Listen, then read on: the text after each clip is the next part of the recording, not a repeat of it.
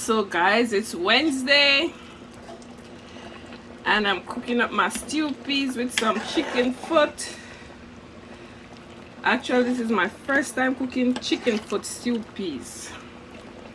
I ate chicken foot stew peas before, but I've never cooked it. So first time making it. See all of the fresh seasoning them. Scallion thyme, pimento seeds, Scotch bonnet pepper, like a spinach dumpling. Yep. So this I go simmer down now. Just put in the coconut milk and I'm gonna make it simmer down.